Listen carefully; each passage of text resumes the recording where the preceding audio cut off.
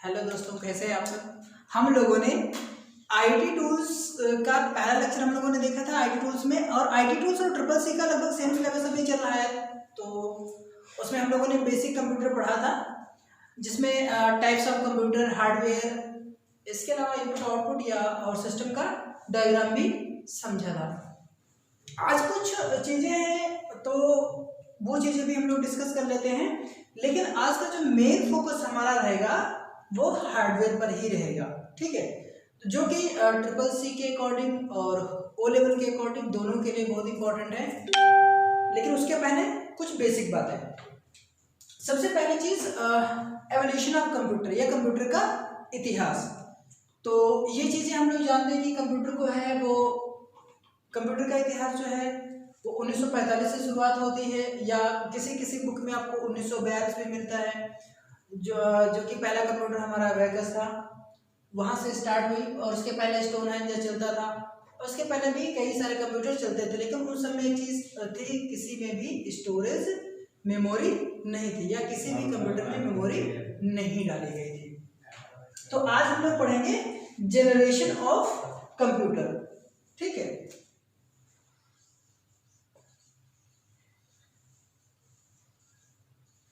Generation of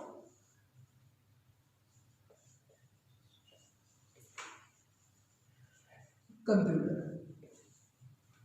तो generation of computers ये इसके अंतर्गत मतलब हमारा जो कंप्यूटर है वो 5 पीढ़ियों में बांटा गया है, जिसमें है पहला हमारा फर्स्ट जनरेशन ऑफ कंप्यूटर।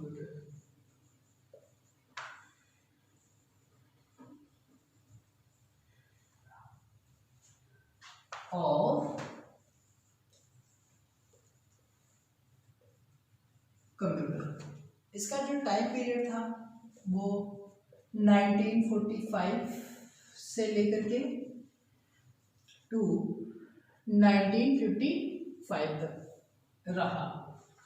ये समथिंग था, एग्जैक्ट टाइम किसी भी चीज़ की नहीं पता है, तो ये लगभग है। किसी किसी बुक में आपको ये टाइमिंग मिलती है। जो सर्वाधिक पॉपुलर है वो मानी जाती है 1942 टू 1955 तक। ठीक है, तो पहली जनरेशन के बारे में आज हम लोग समझने की कोशिश करते हैं। फर्स्ट जनरेशन में क्या था। जो फर्स्ट जनरेशन के कंप्यूटर थे उसमें वैक्यूम ट्यूब का यूज होता था। वैक्यूम ट्यूब्स का यूज होता था। ये फर्स्ट जनरेशन की बात हो रही है। हालांकि पहली जनरेशन की शुरुआत जो हुई थी वो आईएसी नामक कंप्यूटर के साथ शुरुआत हुई थी। आईएसी नामक कंप्यूटर ये कंप्यूटर था हमारा, जहां से फर्स्ट जनरेशन की शुरुआत हुई। अब इस जनरेशन में यूज क्या हुआ, वैक्यूम ट्यूब यूज हुआ। ठीक है, इसमें वैक्यूम ट्यूब्स का उपयोग होता था, और इसमें गेयर सॉफ्ट लगे होते थे। इसके अलावा वैक्यूम ट्यूब लगे होने के कारण यह बहुत जल्दी कंप्यूटर हीट करने लगता था। हीट करने के कारण जो वैक्यूम ट्यूब होते थे उनको फटने का डर बना रहता था, तो इसलिए इनको बार बार ठंडा करना पड़ता था। तो इसके लिए यहाँ पे जो दूसरी चीज़ यूज होती थी वो एसी यूज होती थी। एसी मतलब एयर कंडीशनर यूज होती थी, तो इस जिसकी मदद से वैक्यूम ट्यूब्स को ठंडा किया जाता था। अब कंप्यूटर जो था, ये कंप्यूटर जो लगातार काम कर सकते थे, जो थर्ड पॉइंट आता है, लगातार काम ये 2 घंटे तक ही कर सकते थे, इससे ज़्यादा काम नहीं कर सकते थे। या हम इससे ज़्यादा अगर चलाते भी तो हमारे वैक्यूम ट्यूब शॉर्ट जाते तो काफ़ी नुकसान हो जाता था। तो अगर पहले जनरेशन की बात करें तो फर्स्ट जनरेशन में कोई भी अभी तक स्टोरेज डिवाइस नहीं आई। मतलब यहाँ पे डाटा स्टोर करने के लिए किसी भी मेटल का यूज नहीं किया गया, और यहां पे यूज किसका हुआ, वैक्यूम ट्यूब, एसी, और ये लगातार 2 घंटे काम कर सकते थे। तो इस हिसाब से देखा जाए तो इस जनरेशन के कंप्यूटर बहुत ही नाजुक रहे होंगे और कम विश्वसनीय थे। अब नेक्स्ट जो हमारे आते हैं second generation of computer. Second generation के बारे में भी समझ लेते हैं थोड़ा सा। सेकेंड जनरेशन ऑफ कंप्यूटर में क्या हुआ,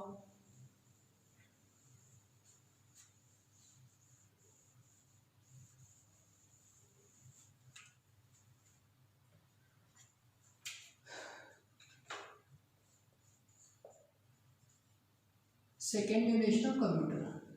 ठीक है। इसका जो टाइम पीरियड था 1955 से लेकर के 64 तक था। इस जनरेशन में क्या चीजें यूज हुई? इस जनरेशन में जो यूज होता था वो ट्रांजिस्टर था। पहली चीज क्या यूज होता था? ट्रांजिस्टर। ट्रांजिस्टर का यूज वैक्यूम ट्यूब के स्थान पर किया गया। अब जो वैक्यूम ट्यूब जो बने थे उसकी जगह पर ट्रांजिस्टर यूज होने लगा, जो कि एक इलेक्ट्रॉनिक सर्किट या हम ये कह सकते हैं मेटल का बना हुआ एक परिपथ था, जहां पर बहुत सारा डाटा हमारा यहाँ से स्टोर हो प्रोसेस हो सकता था। यानी जो वैक्यूम ट्यूब्स की जो कमियां थी वो यहाँ पे सेकेंड जनरेशन में ट्रांजिस्टर का यूज होने से खत्म हो गई। अब ट्रांजिस्टर का उपयोग जब हुआ तो यह कंप्यूटर पहली पीढ़ी की अपेक्षा, मतलब जो हमारी प्रथम जनरेशन के कंप्यूटर थे उसकी अपेक्षा इसका आकार जो था वो रिड्यूस हो गया, मतलब जो साइज था वो छोटा हो गया और काफी पोर्टेबल हो गए। और यहाँ पे डाटा स्टोर करने के लिए पंच कार्ड का उपयोग किया जाने लगा। किसका?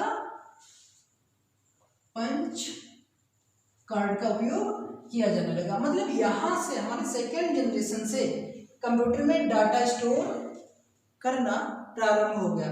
तो एक तरीके से ये विश्वसनीय भी हो गए पहले की पीढ़ी की अपेक्षा और पोर्टेबल भी हो गए।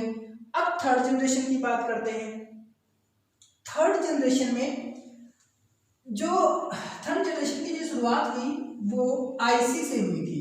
ठीक है, तो आईसी के आने से कंप्यूटर का आकार बहुत ही ज्यादा छोटा हो गया था, या हम कह सकते हैं कि जो आम व्यक्ति था वह भी इसी जनरेशन में कंप्यूटर नाम से परिचित होने लगा था। ठीक है, तो इसका जो टाइम पीरियड था 1965 से लेकर के 74 तक रहा।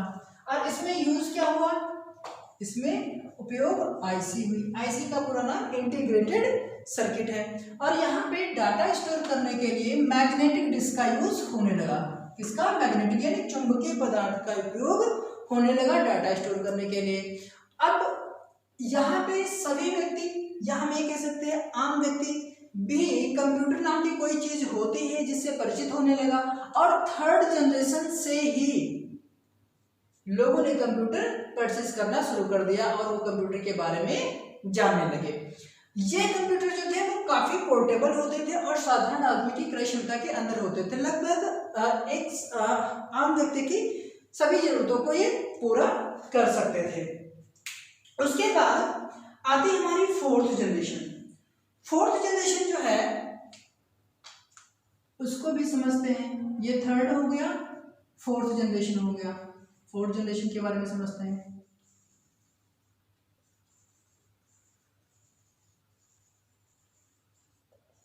Fourth generation of computer.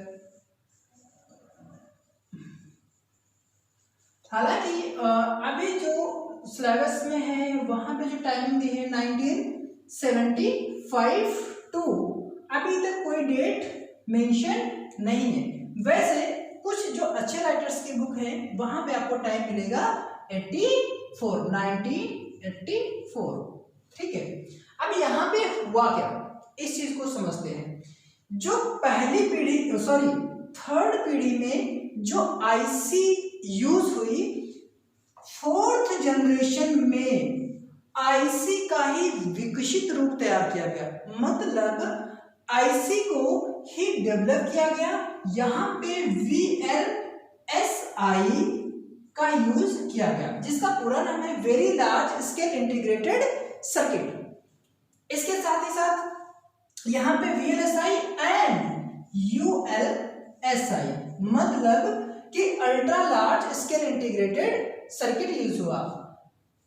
और एक चीज आपको बता दूं कि सेकेंड जनरेशन को माइक्रो प्रोसेसर युग के नाम से भी जाना जाता है, क्योंकि यहाँ पे माइक्रो प्रोसेसर का उपयोग शुरू हो गया था। ठीक है, और वही माइक्रो प्रोसेसर को आईसी के नाम से भी जानते थे।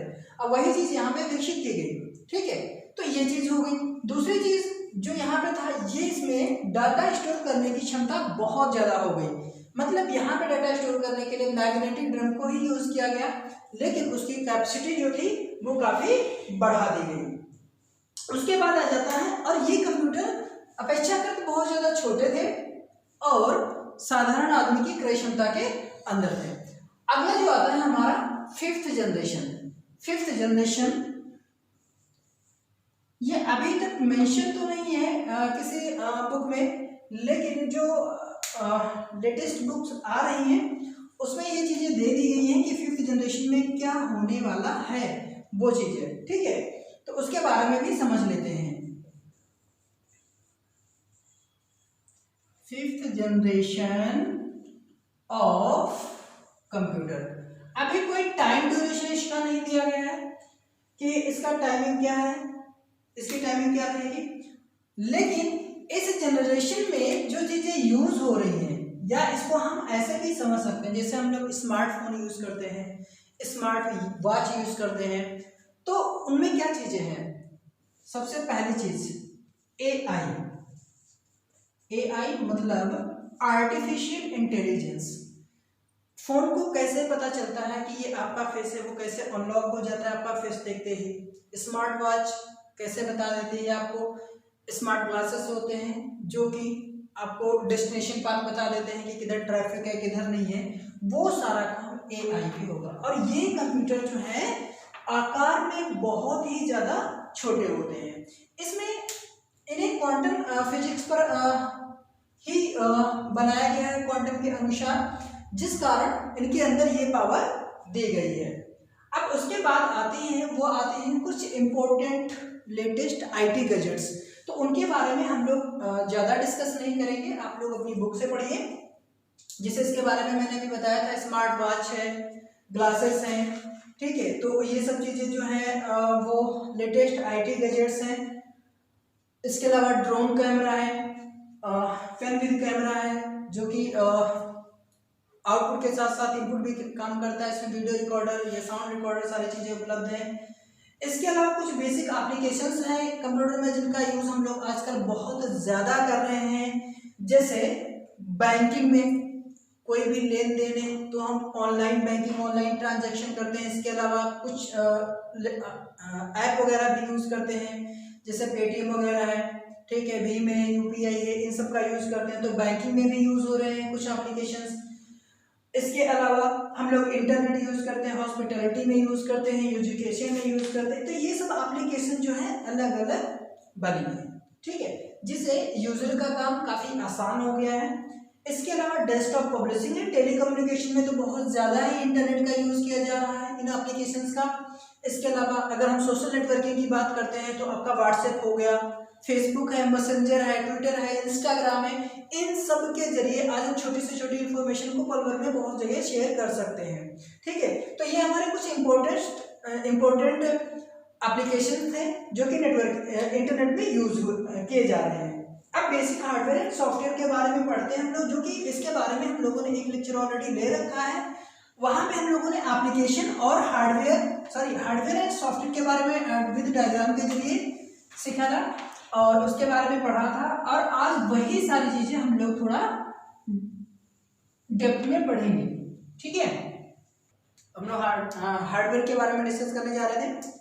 तो हार्डवेयर में जो मेन चीजें होती है हम लोगों ने इसकी डेफिनेशन पहले पढ़ ली थी कि हार्डवेयर होता क्या है ना। तो हार्डवेयर में वही चीजें होती हैं जो टचेबल चीजें आती हैं, वो सब हार्डवेयर कहलाता है, ठीक है। तो इसके अंतर्गत कंप्यूटर के अंतर्गत जो बेसिक पार्ट्स हैं हार्डवेयर के, वो चीजें हम लोग समझने की कोशिश करते हैं। सबसे पहला पार्ट जो है वो एमबी है। एमबी मतलब कि मदरबोर्ड।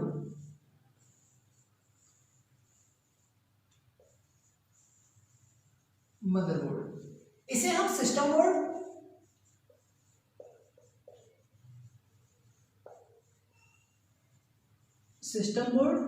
या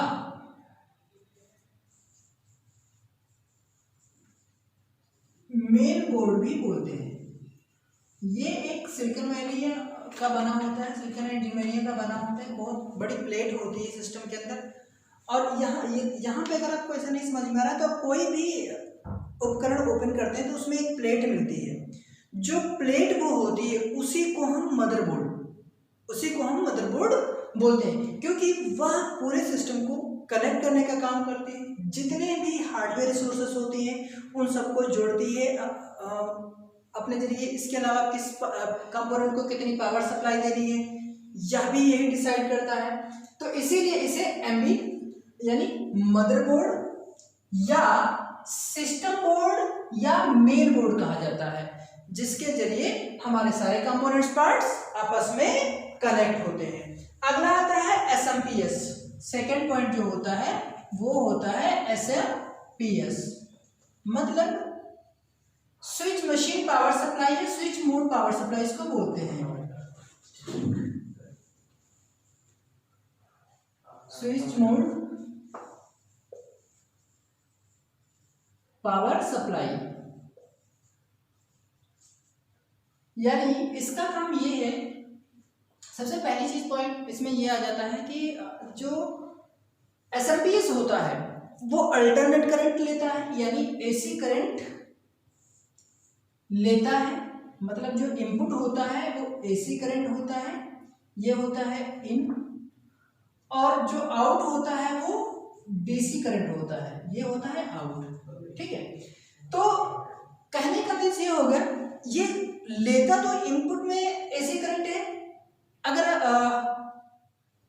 आप डायरेक्ट चला रहे हैं तो, और सिस्टम को देगा डीसी करंट मतलब डायरेक्ट करंट। अब इसका काम क्या है, एसएमपीएस पूरे मदरबोर्ड को या हमारे एक सिस्टम में कनेक्टेड सभी रिसोर्सेस को पावर सप्लाई देने का काम करता है। ठीक है, तो इसको बोलते हैं एसएमपीएस या स्विच मोड पावर सप्लाई। अगला है स्टोरेज कंट्रोलर। ठीक है, थर्ड पॉइंट जो है वो है